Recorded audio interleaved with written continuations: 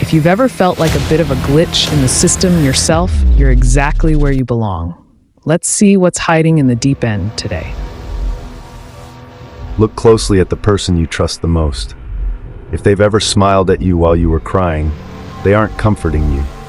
They're harvesting you. That tiny twitch in the corner of their mouth, that's the exact moment they realize they own your emotions. And they've never felt more alive. Stay with me while I expose their plot. Evolution spent millions of years refining your survival instincts. You have a second brain in your gut that reacts to danger before your conscious mind even registers a threat. Have you ever been in a conversation where everything seemed fine? The words were kind, the tone was soft, but you felt a sudden, inexplicable chill? Your skin crawled and you felt the urge to pull away, even though the person in front of you was smiling? That's because your subconscious just spotted a predator's leak. In the world of human behavior, a smile isn't always a sign of warmth. For a specific type of personality, a smile is a physiological response to power. It is the visible evidence of a dopamine hit they receive the moment they realize they have successfully subverted your will. Today, we are peeling back the skin on the duper's delight, the chemistry of dominance, and the terrifying reason why they smile the most when you are losing yourself. In the 1980s, researchers in nonverbal communication identified a phenomenon they called duper's delight. It refers to the involuntary thrill a person feels when they successfully deceive or manipulate another. Here is the science of it. To a healthy mind, lying or controlling others creates a state of cognitive dissonance. It feels stressful. But to a mind wired for dominance, controlling you is a reward. When they see you believe a lie, or when they watch you cave to a demand you initially resisted, their brain floods with dopamine. The body cannot always contain this rush. It leaks onto the face in the form of a micro-expression.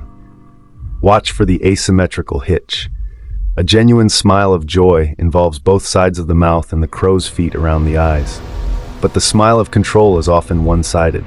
It's a smirk that says, "I'm smarter than you, and you have no idea what I'm doing." It lasts less than half a second. If you aren't looking for it, you'll miss it.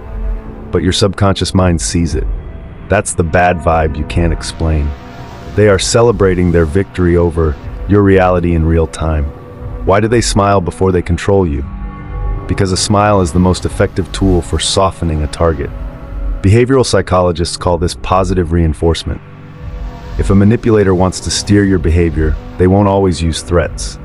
Threats cause resistance. Instead, they use the glow. They smile when you do what they want. They offer warmth, praise, and intense eye contact when you are complying with their narrative. This creates a biological loop in your brain. You begin to crave their approval because their warmth feels like safety. But notice what happens when you set a boundary. The smile doesn't just fade, it vanishes instantly, replaced by a cold, robotic neutrality or a mask of pity. This is the intermittent reinforcement cycle. They use the smile as a leash. They reward your submission with a grin, and they punish your independence with the silent treatment, or a look of profound disappointment. You aren't being loved, you're being trained. And they smile because the training is working. There is a darker layer to this. For many high-conflict personalities, your distress is the ultimate proof of their influence. Think back to a time you were crying or expressing deep hurt to someone. Did you notice a small, faint smile on their lips? This is the most chilling form of the control smile. In that moment, they aren't feeling empathy.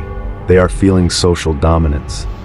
The fact that they have the power to make you cry, to make you explain yourself, or to make you beg for understanding is a high. To them, your emotional vulnerability is a scorecard. If they can move your emotions like a puppet, they are in the driver's seat. The smile you see isn't one of malice, it's one of satisfaction. They have confirmed that they are the alpha in the psychological hierarchy of the room. They smile because, in their mind, you have just handed them the keys to your internal world. So, how do you handle a smile that feels like a cage? First, trust the glitch. If your body feels tense while someone is being nice, believe your body, not their face. The face can be coached, the nervous system cannot. Second, practice selective inattention. When you stop reacting to their smiles and stop fearing their frowns, the manipulator loses their data. They smile to see if it triggers a response in you. If you remain neutral, a technique often called gray rocking, their reward system fails. They will likely escalate. They will try bigger smiles, then bigger rages. Stay steady. The moment you stop being movable, the smile will turn into a grimace of frustration. That is the moment you know you've won your freedom back. You are no longer a source of dopamine for them. You are just a person they can no longer pull. The most powerful weapon you have against those who smile at your expense is your own awareness. Once you see the leak, you can never unsee it. You are no longer a victim of the game. You are an observer of it. If this breakdown helped you make sense of a confusing relationship in your life, consider joining this community. We explore the hidden mechanics of human interaction every week so you can stay one step ahead. But a smile is only the beginning.